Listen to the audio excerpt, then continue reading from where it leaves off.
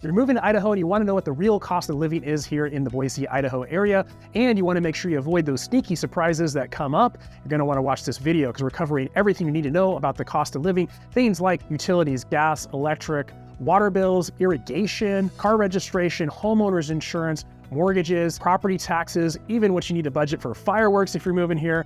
And like I said, there's some sneaky costs that we're going to be covering in depth, so you make sure you don't get screwed when you move here and realize you didn't plan and budget correctly. So we're covering all that in today's video. And before we get into the cost of living, there was a great quote that I got on a Facebook page I posted about cost of living a little while ago. And it was this: safety, security, and sanity equals priceless. And that's a big reason why people are moving here to Idaho. If you're looking for all those things, it doesn't really matter what the cost of living is, but those things certainly help. And because you're getting the safety, security, and sanity, that equals being priceless. So we are going to be covering exactly what the cost of living are in just a second. My name is Curtis Chism with the Chism team, and my team and I absolutely love helping people just like you and you and you and you and you move here to Idaho. So if you're 9 days, 90 days, or even 2 years out, please give me a shout, give me a call, give me an email, give me a text. Let's get on a Zoom call and figure out exactly the right area and time frame for you to move here to Idaho. Let's get after the cost of living here in Idaho right now. So let's touch briefly on home prices here in Idaho. We're in 2023. Home prices have come down, but they bottomed out a couple months ago and are starting to come back up. So right now, the median prices in Ada County, which is going to be Boise City proper, Meridian, Eagle, Star, Kuna, that median price right now is sitting just under $500,000, about $483,000. So that's going to cost you, with a 20% down payment on your mortgage, right around $2,400 if you're buying FHA. Then you're looking at about $2,900, and then you got property taxes thrown in there too. I'm going to touch on that a little bit later in the video, so you know what the property tax regimen is here, so you know about what you're going to be paying, and some cool discounts that are included in property taxes. Also in Canyon County, which is basically Nampa, Caldwell, and Middleton, the average price right now, median price right now for homes is about $395,000. So that's going to cost you about $2,000 for 20% down conventional mortgage, about $2,400 a month for FHA. Again, got to tack on property taxes. The other thing you got to look out for too are HOAs. A lot of homes are in HOAs here. They're not as bad as probably what you're thinking they might be, actually quite a bit less. We're going to be covering that here in just a minute in this video also. Now, depending on course on where you're looking, these price points are going to be all over the place, and the types of homes you're going to be looking for. You can buy homes here for $350,000 or so, all the way up into the multi-millions, depending on what you're looking for. Your highest priced homes, generally speaking, are gonna be in Eagle and parts of Boise. Right now, the median price for Eagle homes is about $975,000, as compared to, say, a place like Nampa, where the median price, again, is around $395,000 for the median price in Canyon County. If you're enjoying this video and you like getting videos like this about your move to Idaho and exploring all the areas, all the neighborhoods, all the subdivisions, all the pros and cons, all you got to do is hit subscribe and hit that bell notification so you get notified every time a new video comes out, which is every single week, sometimes even 2 videos a week, so you can stay up to date and make the absolutely smooth move here to Idaho. All right, let's go ahead and get into utilities specifically. So let's start with gas and electric. That's the number one thing people are asking me about, especially if you're moving from California. I moved from San Diego with San Diego Gas and Electric, which has pretty much the highest prices around, except for a few maybe little exceptions. But as far as the major metropolitan highest prices, you're going to be really, really surprised at what you're paying for utilities here in Idaho. Basically, on average, I am probably paying about $150 a month on average for gas and electric. Now, it's going to vary quite a bit depending on the season. So in wintertime, you're going to be paying a lot less for electric, maybe $50 a month or so for electricity, and then maybe $100 a month for gas. If you're in the summertime months, you're going to be running your AC a lot more frequently, probably going to be paying $100, $150 for electricity, way, way less for gas. So again, it seems to average out right now for me around $150 a month. Now, I'm in a home that's about 2,700 square feet, 2-story home. Very well insulated, new built home. It is actually called HERS rated, which is a very high level of energy rating. My results might be a little different from yours, depending on the size of the home and how well insulated it is. But I would expect, depending on the size of your home, to pay probably somewhere between $100 a month on the low end for gas and electric, up to $250, depending on the size of the home. Again, I'm averaging right around $150 per month for that. You're gonna get charged for water and sewer here, so you wanna make sure you're not watering your grass with your domestic water supply into your home, except there are certain times during the season when you're probably going to have to, because the city is gonna figure all that water that's running through the meter is going down your sewer. So you get charged for sewer fees, but if you're watering your grass with that, your bill can really get racked up. So generally speaking, I am paying right around between $50 to $75 per month for my water and sewer. Now it's billed every 2 months, so I basically am getting a bill every 2 months for about $100 to $150 every 2 months. Now I am a family of 5, so my wife and I and 3 children, they take a lot of baths. We use a fair amount of water. So depending on your situation, you may use less water or you might use a little bit more than me. So let's talk again about irrigation water. So you're gonna have a couple systems here in Idaho. You're gonna have a flood system or a pressurized irrigation system. Flood system, all these are using the canals here that are basically, supplying the farms. You're gonna have a flood system where basically the water is kind of like literally floods out into your property, or you can throw a pump potentially into a small canal running by your house and you can kind of feed your irrigation system that way. But a lot of homes, especially built after 1993, which is probably most of the homes you're probably gonna be looking at, for the most part, they are gonna be on a pressurized irrigation system.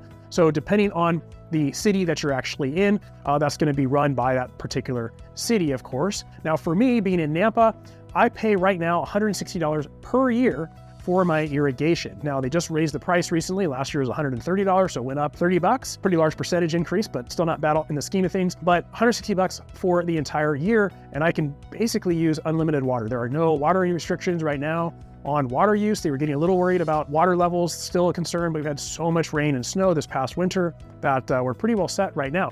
Now, the thing is it is a property tax. So you do have to, it's like an irrigation tax, but it acts like property taxes. So you do have to pay that tax no matter what, even if you don't have anything to irrigate. So if you're trying to zero-scape, that's great, but you're not gonna save yourself any money. You do have to pay that, or they can put a lien on your property. Now, trash is also gonna be fairly inexpensive here. I pay $20 every month, so $40 every 2 months. It's actually billed by Nampa, so it's on the same bill as my water and sewer. Now, internet situation here, there are a number of providers throughout the valley. You're gonna have the big ones like CenturyLink, Sparklight, and then also TDS. Now, they all offer some form of fiber internet, which I would definitely recommend getting if you can afford it. Now, generally speaking, you're probably gonna be looking to pay probably somewhere between $75 to $100 for fiber internet service. The different providers are gonna have different services that they're gonna give you. Sparklight seems to be the most reliable compared to CenturyLink. I don't know a whole lot about TDS. I believe it's fairly reliable. And from what I understand, you're also gonna get a higher level of service that I'll explain in a second. So with Sparklight, you are gonna get fiber down, which is gonna give you about 1,000 megs down at peak performance. Probably not actually gonna get that,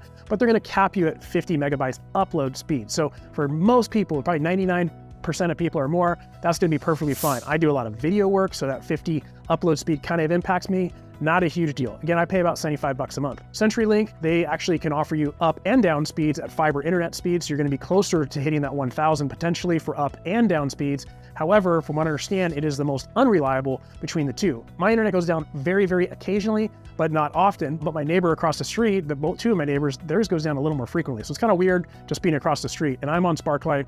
CenturyLink, from what I understand, goes down more frequently. So it just depends specifically on your neighborhood and what you might experience. Again, TDS supposedly has fiber speeds significantly higher, up to like 8,000 megabytes download at a time. You're gonna be paying a lot for that, probably not needed for most people, and that'll be a higher cost. Let's take a look at HOAs here in Idaho. Again, most of the homes are gonna be in HOAs. Not all, of course, especially if you're getting homes that are a much older home, or if you're buying a home that is on more of an acreage lot, you potentially will not have an HOA. Now, the HOAs here in general are not too bad. They're not too much up in your business, and they're significantly less expensive than probably what you're expecting to pay.